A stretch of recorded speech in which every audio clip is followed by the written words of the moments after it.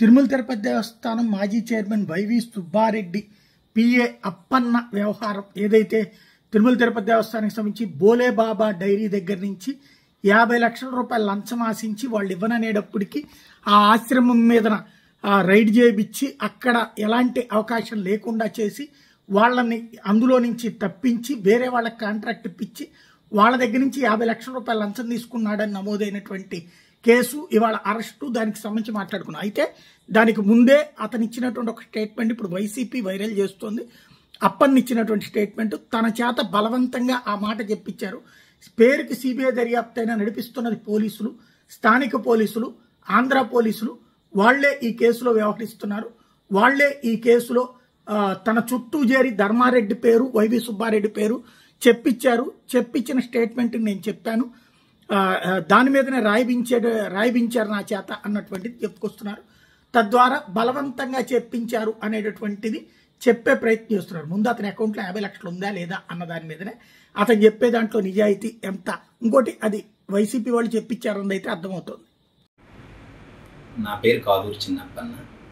నేను మాజీ TTD chairman మరియు ప్రస్తుత రాజ్యసభ ఎంపీ వైవి సుబ్బారెడ్డి గారి దగ్గర గతంలో 2015 నుంచి 2019 మధ్యకాలం ఆయన ఒంగోలు పార్లమెంట్ సభ్యులుగా ఉన్న సమయంలో నేను ఆయన వ్యక్తిగత కార్యదర్శిగా ఢిల్లీలో విధులు నిర్వర్తించాను. వైఎస్ఆర్సీపీ ప్రభుత్వం అధికారంలోకి వచ్చిన తర్వాత నన్ను ఆంధ్రప్రదేశ్ ప్రభుత్వం వారు స్పెషల్ లైజన్ ఆఫీసర్గా ఆంధ్రప్రదేశ్ భవన్లో అపాయింట్ చేశారు.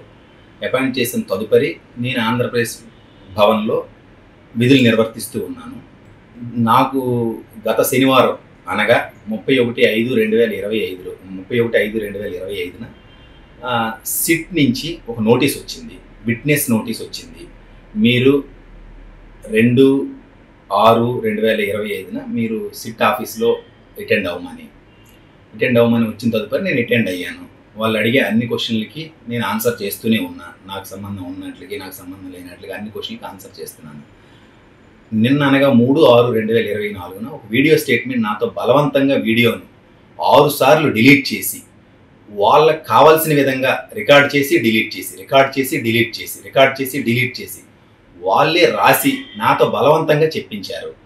ఈ ఎంక్వైరీ మొత్తంలో సిబిఐ పాత్ర కంటే ఏపీ పోలీసులు అత్యుత్సాహంతో నాతో బలవంతంగా మాజీ టీటీడీ చైర్మన్ వైవి సుబ్బారెడ్డి గారి పేరు మరియు మాజీ ఈఓ ధర్మారెడ్డి గారి పేరు చెప్పించి స్టేట్మెంట్ను రాయించుకోవాలనే ప్రయత్నం అనువనువునా కనిపిస్తుంది. కనిపించడమే కాకుండా అందరూ ఏపీ పోలీసులు అందరూ నా చుట్టుముట్టి నువ్వు మా టార్గెట్ కాదు, మా టార్గెట్ వేరు, మా టార్గెట్ వైవి సుబ్బారెడ్డి గారు మరియు నా టార్గెట్ ఏవి ధర్మారెడ్డి గారు, నువ్వు మా టార్గెట్ కాదు అని పదే నన్ను ప్రోద్బలం చేశారు. సుప్రీంకోర్టు ఆదేశాల మేరకు పారదర్శకంగా జరగాల్సిన విచారణను వ్యక్తులను టార్గెట్ చేసి వారి పేర్లు చెప్పించుకోవాలనే విధంగా బలవంతంగా భయపెట్టి తిట్టి ఎంక్వైరీ చేస్తున్నారు. అత్యున్నత న్యాయస్థానం ఆదేశాలతో జరుగుతున్న ఈ ఎంక్వైరీని కూడా కుట్రపూరితంగా కక్ష సాధింపు చర్యలకు ఏపీ పోలీసులు వాడుచున్నారు.